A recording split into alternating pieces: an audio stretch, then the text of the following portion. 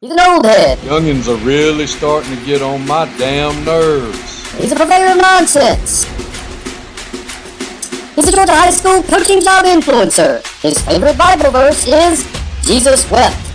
He's the man of constant sorrow, Chris Lamb. Yeah.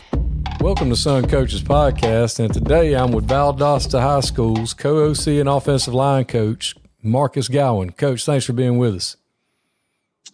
Coach, thank you for having me on. It's a pleasure to sit down and talk with you. I love what you're doing. I love how you're connecting with coaches throughout the state, and I'm excited to get on with you. Well, Coach, tell us a little bit about where you're from. So I'm originally from the Panhandle of Florida. I grew up in a really small logging community in Liberty County, right outside of Tallahassee. I went to college in Tallahassee at Florida A&M University and started coaching. In Tallahassee at the age I was 23 when I started coaching. I kind of moved a little bit. I'm not always. I grew up in the Panhandle. I lived in Tallahassee for a few years. I lived in Central Florida for a few years. I moved to Cordele and coached at Chris County for a little bit. And now I'm in Valdosta. So I've kind of been here, there, and everywhere. So did you get a chance to play college ball after high school? No, sir, I did not. So I kind of went a different route. I went to engineering school for a little bit. And when I was in engineering school, I found out real quick that I didn't really want to be an engineer, and I wanted to go back to something that I really loved doing, which was football. And I went to FAMU, and I almost started my coaching career as a student assistant at FAMU, and then I got a job at Leon High School working with Tim Coakley and Riley Bell, who was a legendary quarterback at Leon, was our OC, and he gave me my first opportunity to coach an offensive line. That was back in 2013. Well, how was Leon? I remember we did a OTA with them when I was at Hawkinsville, and I mean, we didn't go against them. They were like down there with the bigger schools, but I remember seeing them down there, and they had some dudes. Yeah. So Leon has been prestigious in the 70s and 80s. They were really, really good. In the 90s, all the way up until about the rise of Lincoln, which was about 1999, 2000. Leon was very elite in Tallahassee, very elite in the entire state. I'll tell you this right now, Coach McGriff, who's the head coach there, he was the former AD at Florida High in Tallahassee, and his dad was a Hall of Famer at FAMU and played in the NFL. Coach McGriff has got Leon going in the right track. He's doing a really good job there. There's a couple of guys that I coached with back in 2013 that are still there. Steve Grimes, Adolph Toussaint, a couple guys like that are still there. And the program's on the rise right now. We struggled. We had a really good couple of players. Anthony McGriff played for us, who was an Under Armour All-American. He signed with Auburn. But we just didn't have enough pieces compared to some of the other schools in Tallahassee, and we kind of struggled during my 3 years there. So you leave there, and is that when you went to Cordele? No, so I left there in 2015. I got an opportunity. I was the assistant O-line coach at Leon and got an opportunity to be the guy, have my own room to say at Plant City High School right outside of Tampa. And I was down there for a year, and I worked with Robert Paxia, who's now the head coach at Winder Bear High School. And me and Robert worked together for a year, and that was great. It really was. I really liked the area. I liked the community. I loved the school. I loved my day job. Well, about March, about this time, Robert comes to me and says, "Hey, I can't get them to hire me a DC." And I said, "Okay, what are we going to do?" He said, I guess I'm going to call the defense, you'll call the offense, and then, we'll make everything work out. Well, about a week later, he came to me and said, "Hey, man, I just got offered a really good job at Billerica High School, and I think I'm out." And I said, "Okay, well, what does that mean for me?" And he said, "I think they're going to offer you the head coaching job." And so I got called to the principal's office, and in 2016, I was 26 years old. If Susan Sullivan, the principal, couldn't get and there was some bureaucratical stuff in Hillsborough County at the time where you have to wait until a certain date for new hires and stuff like that. It's not like Georgia at all. There's a transfer period where, you have to wait until like June the 15th or June the 12th or something like that in order to officially hire somebody new. You have to give people in the district the ability and the time to transfer. And so she kind of had her hands tied behind her back. So I get called into the office.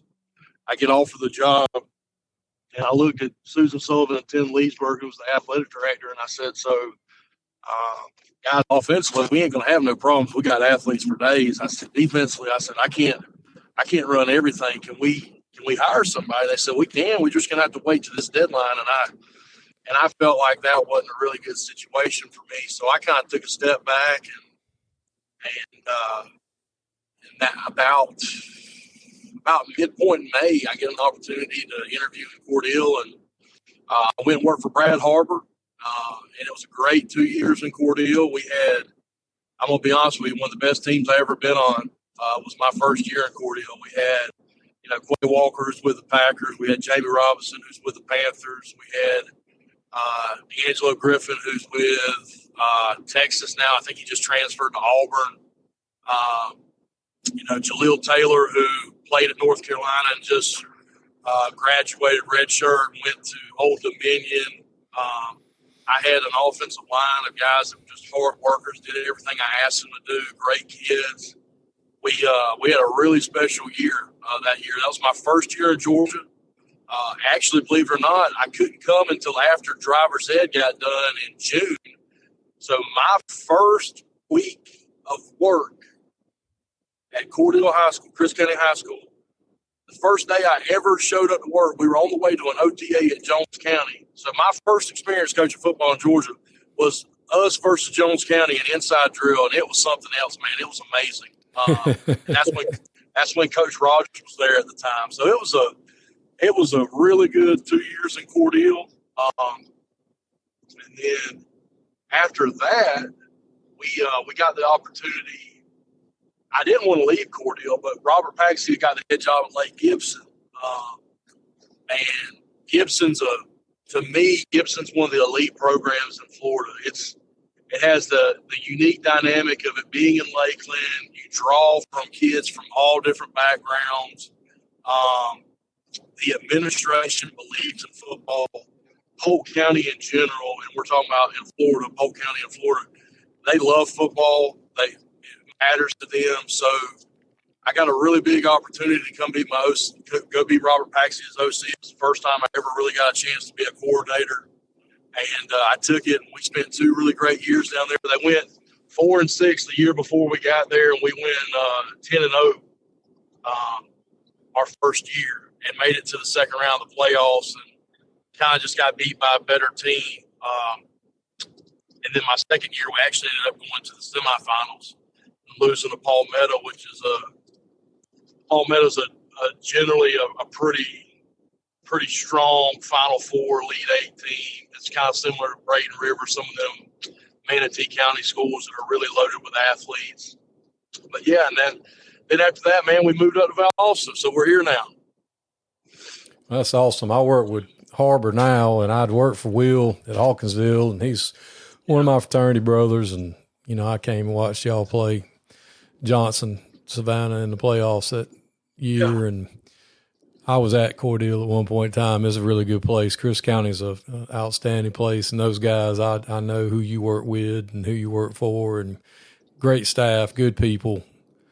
And that's the thing about Cordele. Like, I have some people that I wouldn't really call them mentors or anything like that, but people that I just kind of know and known for a long time. And I was like, they asked me where I was going. I said, I'm going to Chris County. They're like, no, don't go to Chris County. And I'm like, I had the best probably 2 years of my coaching career were in Chris County. I met my wife. I coached kids that really love to work hard. I felt like the school, the faculty, the administration during my time there was really good. I loved working for Brad. I thought Brad was a great boss. I felt like he understood, he understood you. He could read you as a person and kind of tell you. He knew what you needed. He knew if he needed to get in my ass or if he needed to again, I was pretty young at the time. He knew if he needed to come behind me and say, all right, hey, let's get it going. Let's do this. And so it really helped me a lot because during those 2 years, it's, you're kind of put, hey, offense line's yours, make them the best you possibly can do. And, Brad being an offensive line guy, I felt like there was kind of a little bit of extra pressure on me to perform because that was his room, before Felton left. And so I really wanted to do a really good job, and I felt like we had a really great unit the 2 years that I was there. So you get to go to Valdosta, the winningest program in the history of ever. And so how are things in Valdosta? How's that, getting to go there, which some people would say is like a dream destination job? It's awesome. So it's like one of the things that Coach Felton says, it's like it's 4th and 1 every day. And that's really how we treat it. We really, I think we practice for perfection. We obviously don't ever achieve perfection, but we practice it. We have a mindset that we're going to be great every day. And that comes from our head coach, which I think he does an amazing job, down to the coordinators, down to myself and Jeff, and down to our assistant coaches, and then down to the players. I think that the experience of walking out of the tunnel at Bazemore Hyder when you play Lowndes on September in the fall, it is something that if you have the ability as a coach to do, it'll change your life. It'll literally send a shock through your body. It'll send chills up your spine.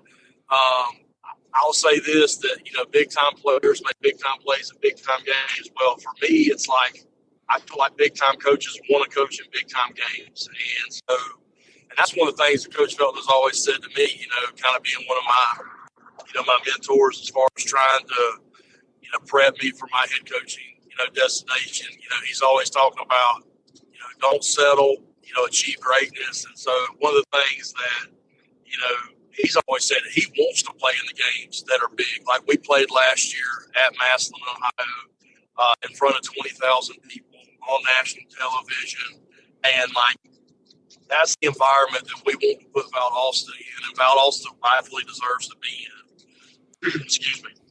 The kids are great. The kids eat, breathe, and, live football 24/7. It's kind of funny, it's March right now, and if you go to the old high school where there's still the practice field that you'll go out there at 5 o'clock in the afternoon, and there's the 8U team, the 10U team, and they're out there doing 7-on-7.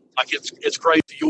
You'll go out there on a random Tuesday night, there'll be 60 kids out there running routes on there, and they're young kids just working with their rec league coach or whatever, but these kids down here kind of breathe it and eat it a little different, man.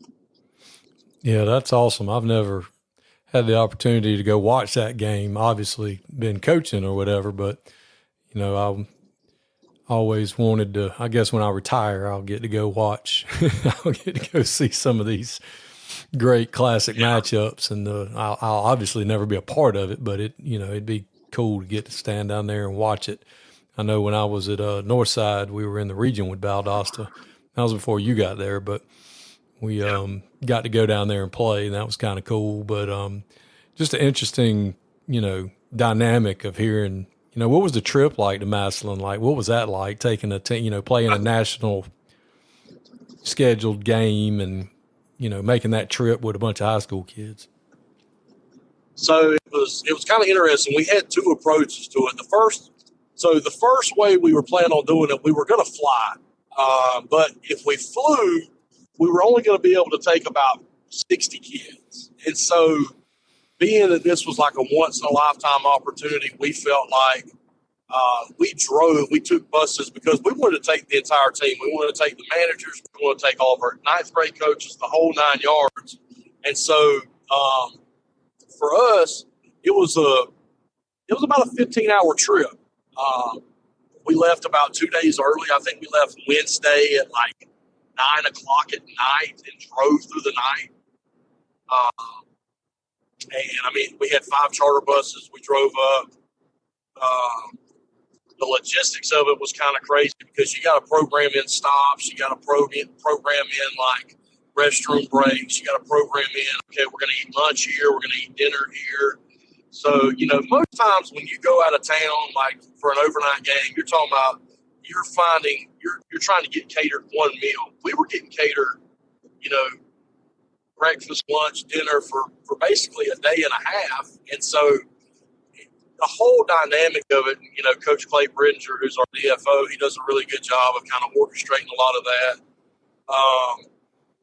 It was an experience, to say the least. So me and JT Black drive the equipment truck. And so the bus left at 9 o'clock on Wednesday night. We left about 10:30 Wednesday morning, and we drove nonstop up 75 through Chattanooga, through Ohio, went through Cincinnati, Cleveland, all this stuff, whatever. We drive through the night, and the only time we would stop was to fill up, you know, take a bathroom break, get a sandwich, and keep going. So we get to our hotel at like 4 in the morning. Now, mind you, we just drove like 15 hours, so we're completely exhausted. We get there, and there's this sweet old lady who's kind of like running the front desk at 4 in the morning. And she's like asking us for like, okay, what's the room layout? Do you know what room you're in? And we're both like, hey, listen, like, we don't care where you put us. Just put us in the bed.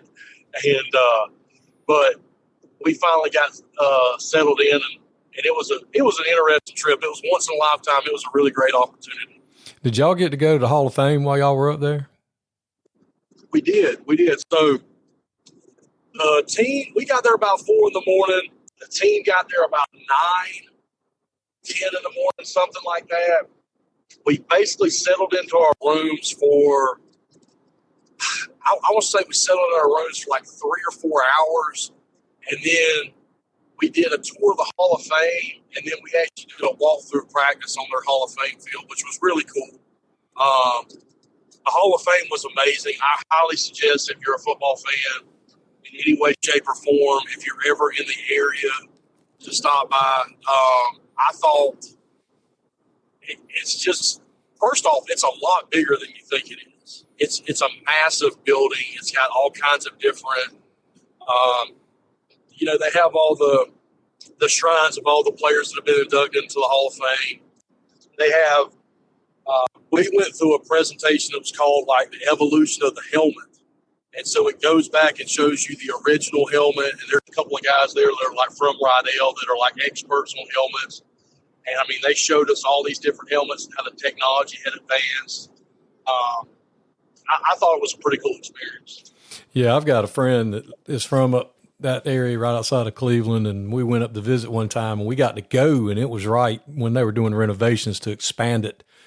And I tell people all the time that it was awesome, but when you go in that room where the busts are, I don't know if they put something in there to make you feel that way, or if it was just different. Like you walk in there and like, you get like your hair stand up on the back of your neck. I mean, it's just different. That's what I'm talking about, man. So like you go in there with the bus door like you're talking about, and like for some reason it's like all the lights are out except for these 2 lights. It's dim. There's like this aura about it. They're feeling, and it's like, dude, you're walking around, you're seeing like the bust of like Larry Zonka and Dan Marino. I'm a huge Dolphins fan, so like it was just different, man. It was completely different. I completely understand what you're talking about. Yeah, I took pictures of like my favorite players, like Barry Sanders, and he was my favorite, and you know, Walter Payton, people like that. And all of my pictures were fine. Like it was on a camera and all the other stuff. But when I got them back, I kid you not, the eyes on them were red, like the old red eye. Yeah. And I was like, they're possessed. Those busts they're different. They got something going on with them. But it was neat. That's cool that y'all got to take the kids to that. So, you know, ultimately, I know you want to be a head coach. So, you know, how's that process been going? I know you've been in the mix for a few. We're not gonna name names, but You know, what's the process with that? And, you know, share with some of the other younger guys that are making that move. You know, you are a younger guy that's moving into middle age and ready to make that step. So, you know, what's that process been like? So it's been different. You know, I know you had the head coach from Long County on last week, and I kind of feel what he was talking about, him being from the north. Like, I'm from Florida, so I'm kind of an outsider. You know, I wasn't born in Georgia. I wasn't, you know, didn't play here, not a household name. So for me, it's kind of been different trying to get my name out there and trying to get exposure. And what I'll say to a lot of assistant coaches is, like, guys, I never in a million years thought I'd be the assistant head coach and, you know, co-OC and offensive line coach at Valdosta High School. When I started this career, like when I first started coaching at Leon High School, man, I said, I love Leon. I'm never leaving Leon. You know, go Big Red, and that was it. You know, but what I realized is you work really hard, you keep your nose to the grindstone, you do what you're supposed to do, and then people will recognize it. You know, I just remember after my first year at Valdosta, like, I really didn't know how I was doing. You know, we kind of had a rough first year. Now, obviously, you know, that was coming off the year that we were under investigation or whatever. But, you know, Felton came in and said, hey, I want to let you know you're doing a great job. You know, like, I'm going to do whatever I can to give you a promotion. And, like, in the future, you know, you work really hard and, like, you continue to do this and great things are going to happen for you. And that's kind of what started, like, our relationship about talking about, like, aspirations and where we want to go and what we want to do. I know this, that, you know, in the past 2 years, I think I've applied for, I want to say I've applied for 5 or 6 jobs. And I've interviewed for 5 of the 6. And what I tell coaches is if you feel like you have a connection, if you feel like you have something that kind of connects you to the place in some way, shape, or form, and that's kind of what, you know, you hear PJ Fleck talk about culture all the time. Culture is just the connecting of people being on the same page. And so if you have something that connects you to the culture of that school or that program, then I say by all means, you need to put your hat, you know, in the mix. You need to apply. You need to try. Because you gain so much in the interview process. I interviewed for a job this January that I lost to a guy who's, you know, coaching pedagogy, coaching pedigree, whatever you want to call it, resume. I'll never be able to compete with him. And during that process, like, I thought about it. I said, you know what? I got better as a coach because, you know, during this process, I learned so much more about, you know, how to deliver myself, how to be prepped for an interview in every way, shape, or form, which I've been prepped for every interview. But I'm just saying that as a coach, you never know what you're going to do until you try to do it. And so for me, like, I have a big saying that I say with the offensive line and with the offense, it's like, how you do anything is how you do everything. So whether I was interviewing for Grayson or if I was interviewing for, you know, Valdosta Middle School's head football job, I'm going to do the best job that I possibly can. And during that process, I'm going to learn more about myself, and I'm going to learn if I'm a fit for that school. If I'm not a fit for that school, I'm completely fine losing that job.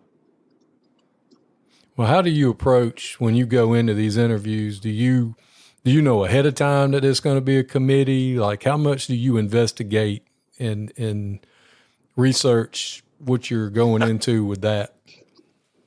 So I'm probably not the guy to ask that to, because I'm going to be honest with you. I'm going to shake every bush. I'm going to turn over every stone. I'm going to call people that I barely know. I'm going to call people that I know really well that know somebody there. I usually know about a week going into the interview who's on the committee. If there is a committee, I usually know who's going to be the decision maker in the process. And for me, that's just, okay, it goes back to the culture and the connection. If you have a connection there, then realistically, there's probably somebody in the building or somebody that is associated with the process that, you know, that you can get some information from. And so I'm going to go into the process knowing names. I'm going to go into the process knowing the, you know, I know the guidance counselors' names. I know the secretaries' names. I know the school board members' names going into the process. Anybody that's going to be involved in any way, shape, or form, I feel like the more you're prepped and prepared for it, the better your chances are. Because if you're not the top dog going into it, what are you willing to do? How much are you willing to sacrifice to move your name up one notch on the pedestal? That's the biggest thing for me.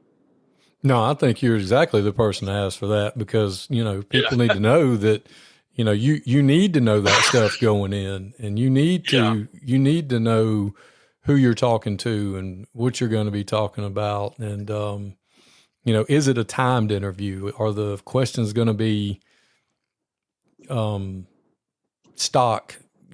Everybody gets asked the same 8 questions, or is it a shoot from the hip? Is it, do I do a presentation? Do I present a portfolio? Do I have a, presentation that I'm going to present, whether it's slides or, just give them a booklet, something for them to look at? How do you approach that? So one of the things that I do is I treat every one of them the same. So whether they are going to give me time to talk, whether they're just going to ask me questions, whether it's going to be a presentation, I literally go into the same process every time. So I have a 25-page manual that outlines my entire program. It's not generic. It's something that I created. It's something that I believe in. It goes through my philosophy. It goes through my program outlines. It goes through what the off season looks like for me. It goes through what fundraising looks like for me. It goes through our academic program. It goes through our character program. I'm going to bring that into every interview process.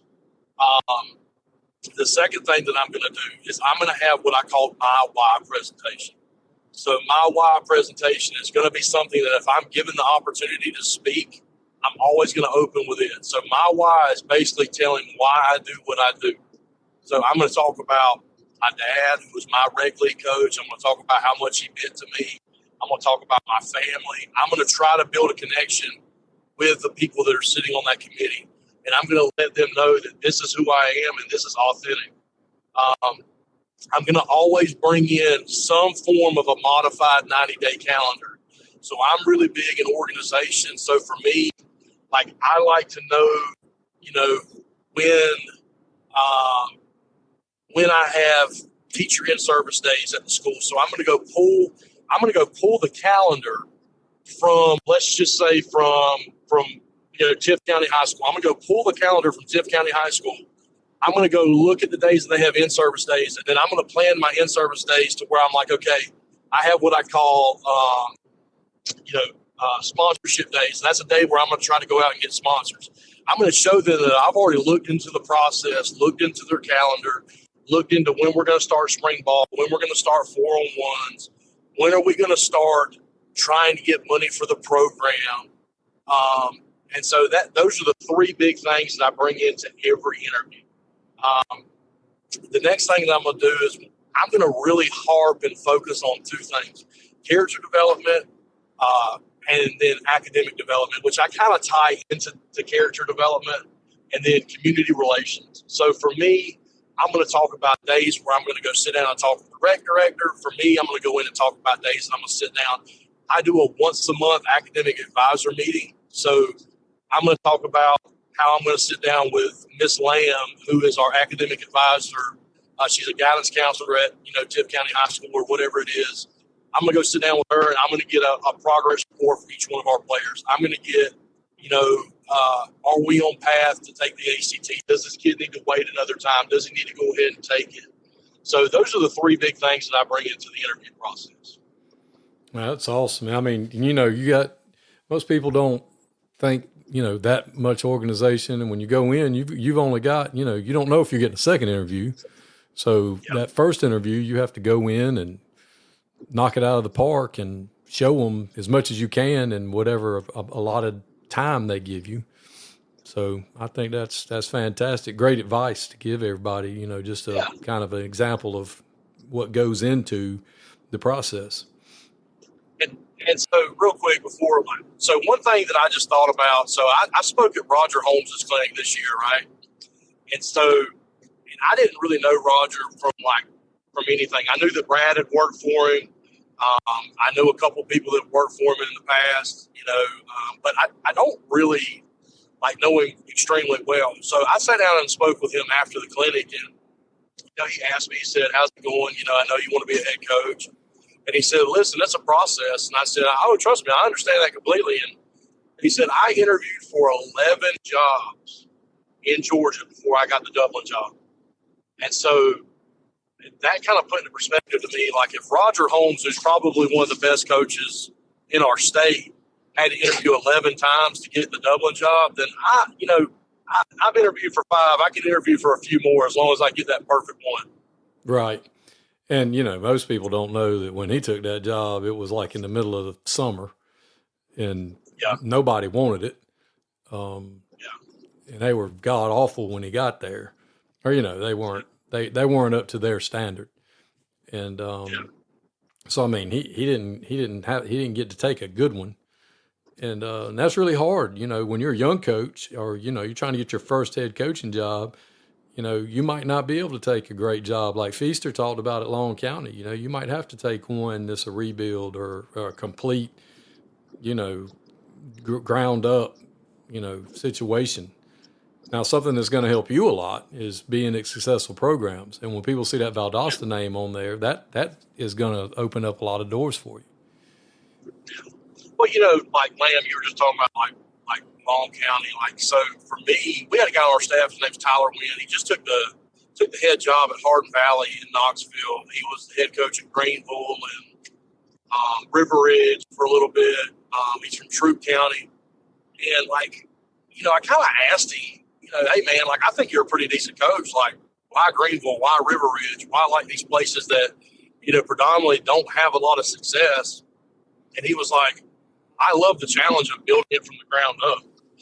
And so, for me, and this is the big thing for coaches in the state to understand. So, when they see me apply for a job and you see my initials on a job, and it may not be the quote-unquote best job in the world, I'm from Florida. I'm used to having 2 guys in the school building. I'm used to having, half your coaching staff being plumbers or sheriff's deputies or stuff like that. So, for me, Georgia has so many more resources than I've ever had in Florida. So, if you just give me an opportunity at a place, I'm going to work hard enough that I don't need all those people, and then I'm going to have success, I feel like. And then when I have that success, you're going to turn around and reward me with hiring me coaches and doing things of that nature. So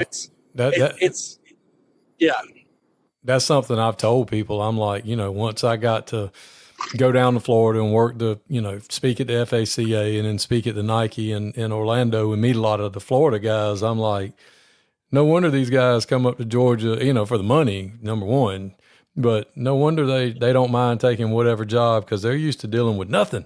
We were at a school that had 2,700 kids. 2,700 kids. The head coach was a sped co-teacher.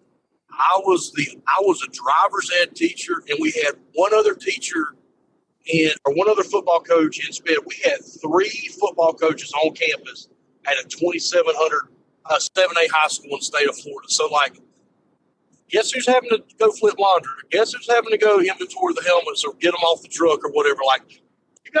There's not a whole lot of people to call on to get help. Yeah, it ain't Billy that's working 3rd shift last week at the paper mill. Yeah, that's helping you at practice when he can. Yeah, and I think Georgia coaches need to understand that there's a lot of people that have it a lot worse. Dude, they're so spoiled. I mean, don't get me wrong. There's a lot of guys I work with that are really hard workers, and I've worked with some really great coaches in the state.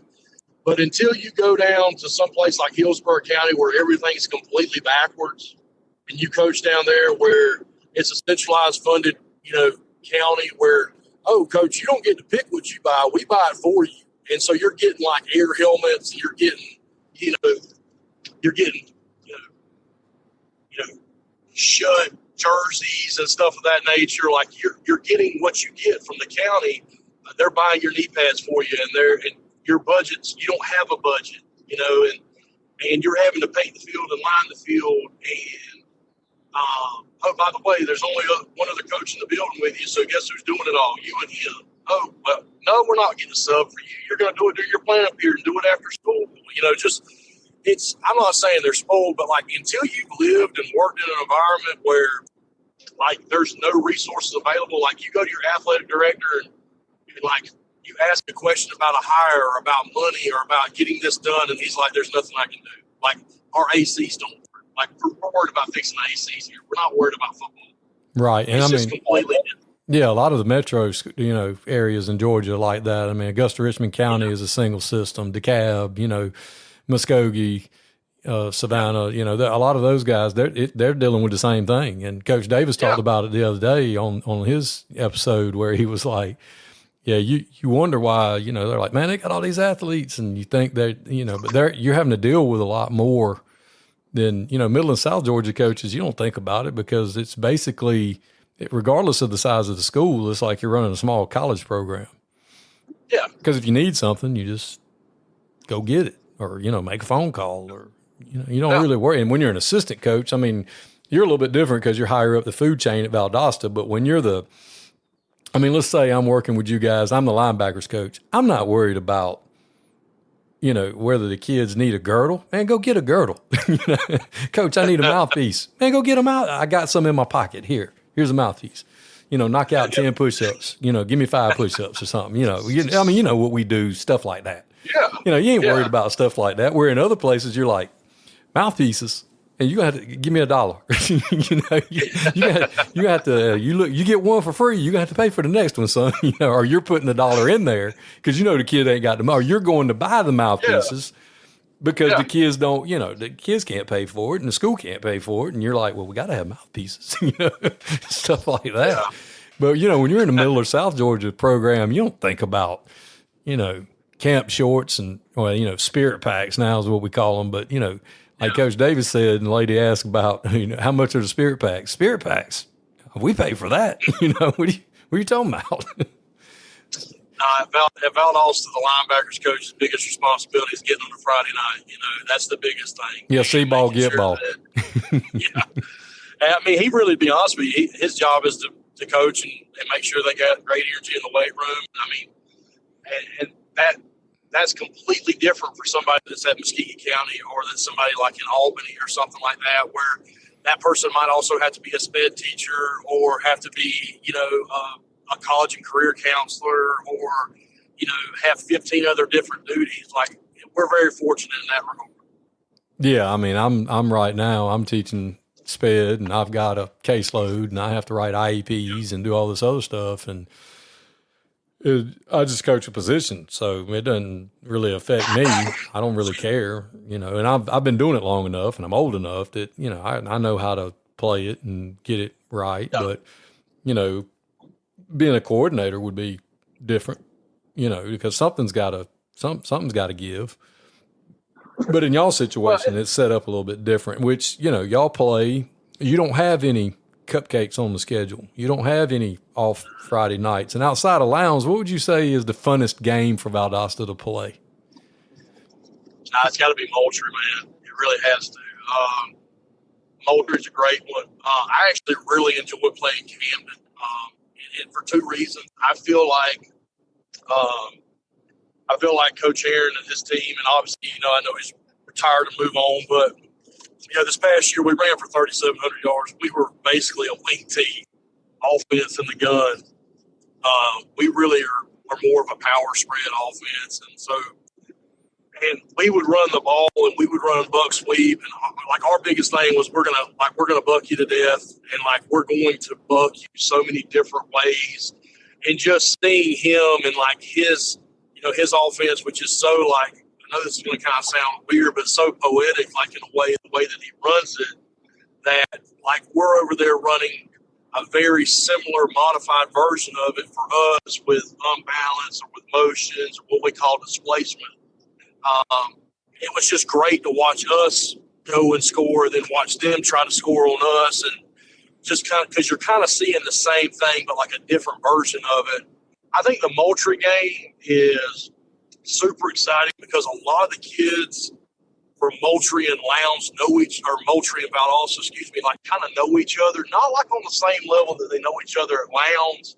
So there's a little bit of a little bit of jaw talking, a little bit of, hee-hawing back and forth, but, it's a great environment. Both of those games to me are super exciting.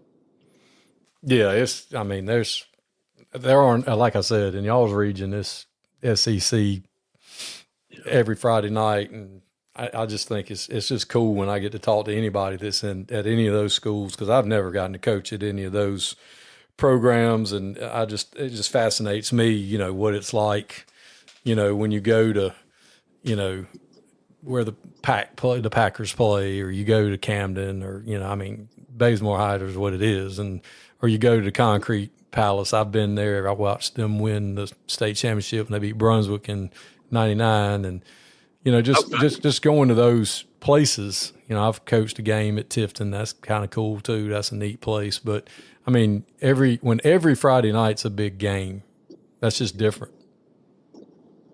That's the truth. So like last year, our out of region schedule was McEachern. We played a team out of Florida. We played Massillon, played Cook County. Really, there's nobody that's just a walkover. I guess you could consider the team that we played out of Florida, because it was pretty one-sided, in the outcome. But every week we're going to play somebody that's a very competitive program. We're going to play. Now that we've added Tifton back to the region, we're going to add another quality opponent. Because I'm going to be honest with you, I don't know really Coach. I know Coach Littleton from afar. I think what he's done at Bainbridge is really special. I think a lot of people don't realize how much success that he's created at Bainbridge. I think that he's going to turn around and have similar success at Tifton. I think that that's going to be, and it may take time, but I think that it's going to be another, one of those power SEC schools is going to emerge, with Lowndes, with us, with Camden, with Colquitt. So now you're talking about adding another quality region opponent. We're traveling and playing in Tampa this year. We're playing Jesuit High School, which is, a really good, Catholic program. I think we're going to play South Gwinnett, which is a pretty good program. But we don't really have any cakewalks on our schedule. And we're never really going to have any cakewalks on our schedule. We're going to be really young this year. It's going to be really interesting. I had 4 guys up front that graduated last year, and I've got a bunch of really good pieces. I've got a good problem to have. I've had a bunch of guys that have been twos that are going to be seniors and juniors, and I got a bunch of sophomores that are going to be really special.